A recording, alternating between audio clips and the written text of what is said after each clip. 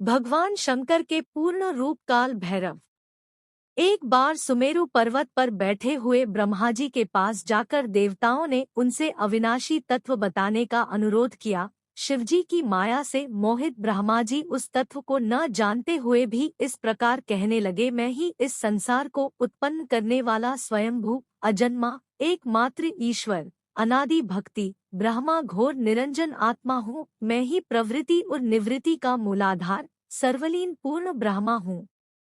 ब्रह्मा जी ऐसा की पर मुनि मंडली में विद्यमान विष्णु जी ने उन्हें समझाते हुए कहा कि मेरी आज्ञा से तो तुम सृष्टि के रचयिता बने हो, मेरा अनादर करके तुम अपने प्रभुत्व की बात कैसे कर रहे हो। इस प्रकार ब्रह्मा और विष्णु अपना अपना प्रभुत्व स्थापित करने लगे और अपने पक्ष के समर्थन में शास्त्र वाक्य उद्धृत करने लगे। अंततः वेदों से पूछने का निर्णय हुआ तो स्वरूप धारण करके आए चारों वेदों ने क्रमशः अपना मत 6 इस प्रकार प्रकट किया। ऋग्वेद जिसके भीतर समस्त भूत निहित है तथा जिससे सब कुछ प्रवत्त होता है और जिसे परमात्म कहा जाता है, वह एक रुद्र रूप ही है। यजुर्वेद जिसके द्वारा हम वेद भी प्रमाणित होते हैं तथा जो ईश्वर के संपूर्ण यज्ञों तथा योगों से भजन किया जाता है, सबका दृष्टा वह एक शिव ही है। सामवेद जो समस्त संसारी जनों को भरमाता है, जिसे योगी जन ढूंढते हैं और जिसकी भांति से सारा संसार प्रकाशित होता है, वे एक त्र्यंबक शिवजी ही है। अथर्ववेद जिसकी भक्ति से साक्षात्कार होता है और जो सब या सुख दुख अतीत अनादि ब्रह्म है, वे केवल एक शंकर जी ही है।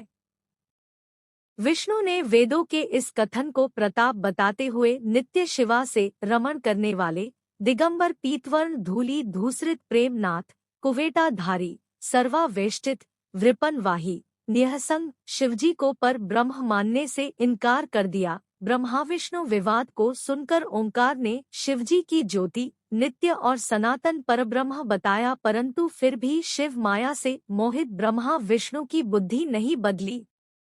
उस समय उन दोनों के मध्य आदि अंत रहित एक ऐसी विशाल ज्योति प्रकट हुई कि उससे ब्रह्मा का पंचम सिर जलने लगा। इतने में त्रिशूलधारी नीललोहित शिव वहां प्रकट हुए तो अज्ञानतावश ब्रह्मा उन्हें अपना पुत्र समझकर अपनी शरण में आने को कहने लगे। ब्रह्मा की संपूर्ण बातें सुनकर शिवजी अत्यंत क्रुद्ध हुए और उन्होंने तत्काल भैरव को प्रकट कर उससे ब्रह्मा पर शासन करने का आदेश दिया। आज्ञा का पालन करते हुए भैरव ने अपनी बाईं उंगली के नखाग्र से ब्रह्मा जी का पंचम सिर काट डाला। भयभीत ब्रह्मा शतरुद्री का पाठ करते हुए शिवजी के शरण हुए। ब्रह्मा और विष्णु दोनों को सत्य की प्रतीति हो गई और वे दोनों शिवजी की महिमा का गान करने लगे। यह देखकर शिवजी शांत हुए और उन दोनों को अभयदान दिया। इसके उपरांत शिवजी ने उसके भीषण होने के कारण भैरव और काल को भी भयभीत करने वाला होने के कारण काल भैरव तथा भक्तों के पापों को तत्काल नष्ट करने वाला होने के कारण पाप भक्षक नाम देकर उसे काशीपुरी का अधिपति बना दिया।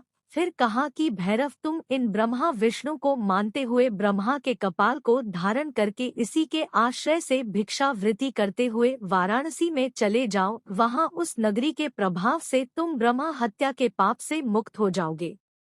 शिवजी की आज्ञा से भैरव जी हाथ में कपाल लेकर ज्यों ही काशी की ओर चले, ब्रह्मा हत्या उनके पीछे पीछे हो चली। विष्णु जी ने उनकी स्तुति करते हुए उनसे अपने को उनकी माया से मोहित न होने का वरदान मांगा। विष्णु जी ने ब्रह्मा हत्या के भैरव जी के पीछा करने की माया पूछना चाही तो ब्रह्मा हत्या ने बताया कि वह तो अपने आप को पवित्र और मुक्त होने के लिए भैरव का अनुसरण कर रही है।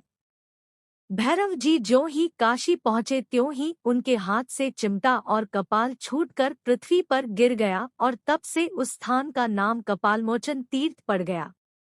इस तीर्थ में जाकर सविधि पिंडदान और देव पितृतर्पण करने से मनुष्य ब्रह्मा हत्या के पाप से निवृत्त हो जाता है।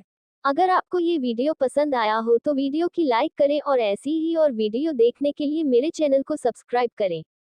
धन्यवाद।